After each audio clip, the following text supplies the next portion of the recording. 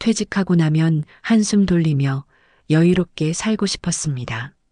하지만 그 한가로움을 채워보겠다며 시작한 작은 카페가 제 노후를 송두리째 흔들어 놓을 줄은 정말 몰랐습니다. 저는 올해 62, 이름은 박선미입니다. 30년 넘게 교사로 일하다가 작년에 은퇴했습니다. 은퇴의 순간 마음 한켠엔 시원섭섭함이 동시에 밀려왔습니다. 퇴직금과 모아둔 돈을 합치니 약 2억 8천만 원. 제 평생에서 가장 큰 금액이 눈앞에 들어왔습니다. 이제는 큰 걱정 없이 남편과 함께 남은 삶을 편안히 보낼 수 있겠다고 믿었습니다. 처음 몇 주 동안은 늦잠도 자고 동네 공원을 산책하며 시간을 보냈습니다. 그러나 시간이 길어질수록 이상하게도 공허함이 밀려왔습니다. 하루 종일 집에 있자니 몸은 쉬는데 마음은 무겁기만 했습니다. 주변 친구들은 골프 모임이나 여행을 다니며 활기차게 사는데 저는 멍하니 텔레비전만 바라보며 하루를 버티고 있었습니다. 이대로 늙어간다면 너무 초라하겠구나 하는 생각이 자꾸만 들었습니다. 그러던 어느 날 오랜 친구 전화가 왔습니다. 친구가 말했죠. 선미야, 너 베이킹 잘하잖아. 작은 카페 하나 해보면 어때? 그 말이 가슴에 꽂혔습니다. 평소 빵 만드는 것도 좋아했고 나도 카페 하나 하면서 우아하게 살아보고 싶던 적이 있었거든요. 이 정도라면 노후에도 활력이 되겠다 싶었습니다. 그 말이 이상하게 귀에 쏙 들어왔습니다. 하루 종일 무료하게 지내는 제 모습과 겹쳐졌고 노는 것보다 낫겠다 싶었어요. 저는 바로 남편에게 조심스레 이야기를 꺼냈습니다. 여보, 카페 하나 열어보면 어떨까? 그냥 취미처럼 운영해도 매달 수익이 나온대. 남편은 처음엔 걱정스러운 표정을 지었습니다. 당신, 그거 쉬운 일 아니야. 괜히 퇴직금 날리면 어떡해. 하지만 제 마음은 이미 기울어 있었습니다. 평생 교직에만 있었던 저에게 이제는 조금 다른 방식으로 삶을 꾸려보고 싶다는 갈망이 강하게 솟구쳤던 겁니다. 그때까지만 해도 저는 알지 못했습니다. 그 선택이 제 노후를 어떤 소용돌이로 몰아넣을지 말입니다. 후배의 소개로 프랜차이즈 카페 본사 설명회를 찾았습니다. 깔끔한 정장을 입은 젊은 직원이 자신 있게 말을 시작했습니다. 사장님, 요즘 카페 시장은 안정적입니다. 특히 저희 브랜드는 본사 지원이 탄탄해서 실패할 확률이 거의 없습니다. 초기 투자금은 1억 원 정도면 충분하고 오픈 후에는 매달 순수익 400만 원 이상을 보장할 수 있습니다. 원두 공급, 인테리어, 광고까지 모두 본사에서 맡습니다. 요즘엔 주문도 기계가 받아주니까 사장님은 매장만 관리하시면 됩니다. 그 말에 가슴이 뛰었습니다. 평생 교직에만 있던 제 삶과는 전혀 다른 세계가 펼쳐진 듯 했습니다. 앉아서 손님을 맞이하는 여유로운 모습이 눈앞에 그려졌습니다. 설명회 자리에 앉아있던 다른 사람들도 대부분 저와 같은 5060대 은퇴자들이었고 고개를 끄덕이며 메모를 하고 있었습니다. 이 길이 노후를 안정시킬 수 있는 방법이구나 하는 확신이 점점 커졌습니다. 집에 돌아와 남편에게 다시 말을 꺼냈습니다. 여보, 이거 생각보다 괜찮아 보여. 본사에서 다 알아서 해주고 우리는 관리만 하면 된대. 한 달에 400만 원이면 생활비 걱정은 끝이야. 남편은 여전히 걱정스러워했습니다. 말은 그렇게 쉽지. 가게 운영이 어디 앉아만 있다고 되는 일이야? 하지만 제 눈빛은 이미 흔들리지 않았습니다. 주문도 기계가 대신 받아주고 커피도 자동으로 내려주고 해서 할만하대. 결국 남편도 제 고집을 꺾지 못했습니다. 며칠 뒤 저는 계약서에 사인했습니다. 통장에서 1억 원이 빠져나가는 순간 손이 떨렸지만 곧 회수할 수 있다는 생각이 저를 안심시켰습니다. 인테리어 공사가 시작되자 가슴이 두근거렸습니다. 커피향이 은은하게 번지는 매장을 상상하며 설레는 마음으로 오픈 준비를 했습니다. 드디어 첫날이 찾아왔습니다. 지인들과 동네 주민들이 몰려와 매장은 발 디딜 틈이 없었습니다. 주문 기계는 쉴 새 없이 울렸고 하루 매출은 70만 원을 넘겼습니다. 커피를 받아든 손님들이 가까운 곳에 이런 카페가 생겨서 좋다며 웃는 모습을 보니 마음이 벅찼습니다. 남편도 내심 좋아하는 것 같았습니다. 저는 속으로 생각했습니다. 그래, 이제야 진짜 내 인생이 시작되는구나. 자유롭고 여유로운 노후가 열렸어. 그러나 그때는 몰랐습니다. 이 모든 기쁨이 오래가지 않을 거라는 사실을.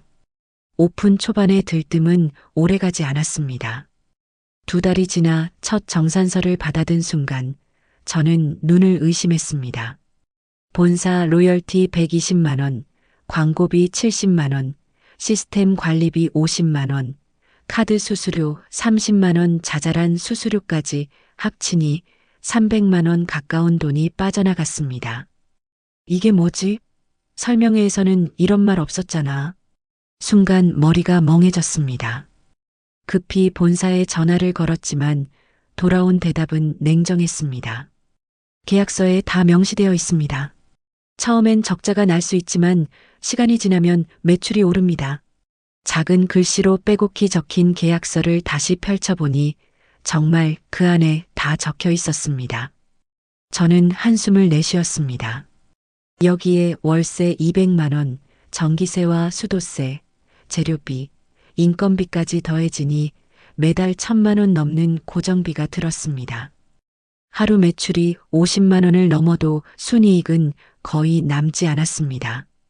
계산기를 두드려 보니 머리가 아찔했습니다. 분명 설명회에서는 한 달에 400만 원은 안정적으로 번다고 했는데 이건 도대체 어떻게 된 거야? 저는 매출을 올리기 위해 아침마다 더 일찍 나와 매장을 청소하고 시식 행사를 열고 SNS 홍보글도 올렸습니다. 손님이 잠깐 늘어날 때도 있었지만 오래가진 않았습니다. 원인은 분명했습니다.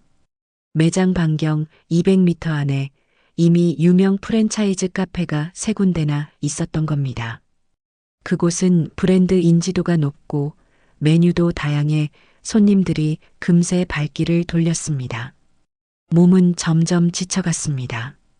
하루 종일 매장을 지키다 보면 다리가 퉁퉁 붓고 밤에는 손목이 욱신거렸습니다. 집에 돌아가면 남편은 묻습니다. 오늘은 좀 나았어? 하지만 저는 대답을 얼버무렸습니다. 차마 오늘도 적자야라는 말을 꺼낼 수 없었습니다. 남편의 눈빛에 실망이 묻어날까 두려웠습니다. 그 무렵 같은 상권에서 카페를 운영하는 사장들과 이야기를 나눌 기회가 있었습니다. 놀랍게도 다들 비슷한 하소연을 했습니다. 처음엔 다 적자예요. 최소 1년은 버텨야 손익분기점이 나옵니다. 저는 멍하니 고개만 끄덕였습니다. 하지만 속으로는 생각했습니다. 한 달에 100만 원씩 적자가 나면 1년이면 1,200만 원 손해인데 내가 그걸 버틸 수 있을까? 하루하루 계산기를 두드릴 때마다 마음이 무너졌습니다. 은퇴 후 편안히 살고 싶어 시작한 일이었는데 오히려 제 노후를 좀먹는 짐이 되어가고 있었습니다. 그때 저는 처음으로 깨달았습니다. 이 카페는 애초에 구조적으로 이길 수 없는 싸움일지도 모른다는 사실을. 시간이 흐를수록 적자는 쌓여갔습니다. 하루 매출이 60만 원을 넘어도 남는 게 없었고 고정비는 눈덩이처럼 불어났습니다. 본사에서는 조금만 더 버티면 매출이 오른다는 말만 되풀이했습니다. 하지만 현실은 달라지지 않았습니다. 그때부터 저는 하루 14시간 이상 매장에 묵겨 보내야 했습니다. 아침 6시에 문을 열고 밤 10시가 넘어 닫을 때까지 꼬박 서 있다 보니 다리는 항상 퉁퉁 붓고 허리는 곧 부러질 듯 아팠습니다. 몸이 힘들어도 쉬지 못했습니다.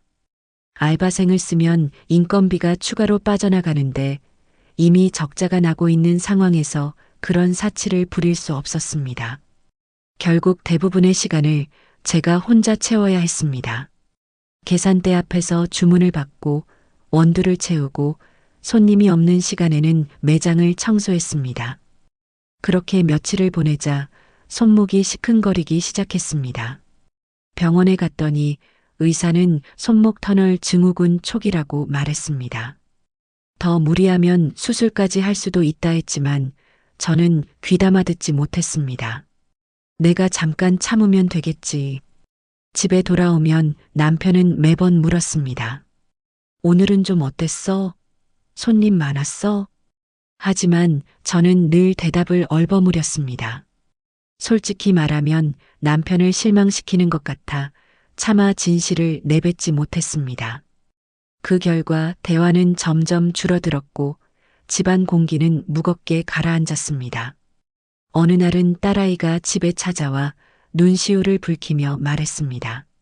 엄마, 제발 그만하세요. 지금 얼굴이 너무 초췌해요. 이렇게 하다간 몸 버려요. 그 말을 들으면서도 저는 고개를 저었습니다. 지금까지 쏟아부은 돈이 얼만데 포기할 순 없다. 시간이 지날수록 마음의 짐도 커졌습니다. 매달 정산서를 받아들 때마다 손이 덜덜 떨렸습니다. 숫자만 봐도 가슴이 철렁 내려앉았고 잠을 설치는 날이 많아졌습니다. 거울 속 제 모습은 어느새 눈밑이 검게 패이고 머리카락은 성성해져 있었습니다. 예전에 활기찬 선생님이 모습은 사라지고 초라한 가게 주인만 남아 있었습니다. 남편과의 갈등은 점점 깊어졌습니다. 당신 언제까지 조금만 더 버티자고 할 거야? 몸은 망가지고 돈은 계속 새는데 이게 사는 거야? 저는 대답하지 못했습니다.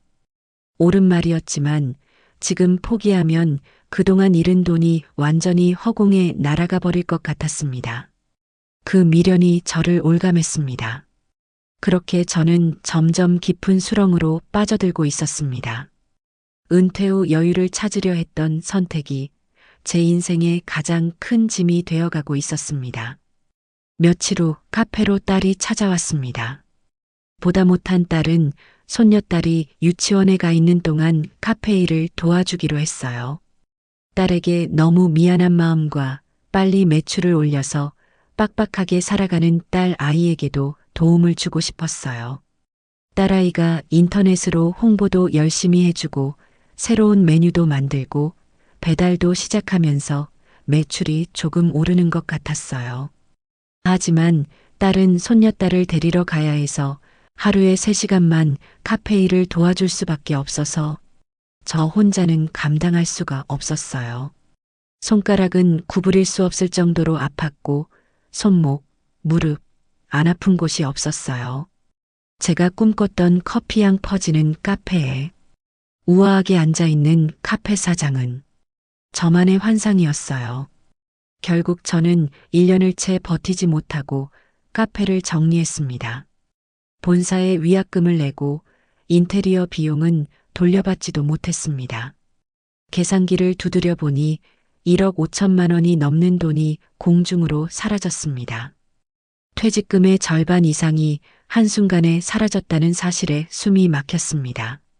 매장을 비우는 날 커피 향 대신 허무한 공기만이 매장 안을 가득 메웠습니다. 그곳에 서 있던 제 모습은 더 이상 사업가가 아닌 실패한 은퇴자일 뿐이었습니다.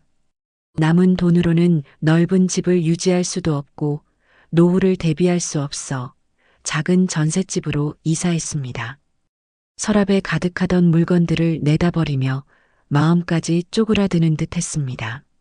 첫날 밤 좁은 방에 앉아 남편과 마주보니 서로 아무 말도 할 수 없었습니다.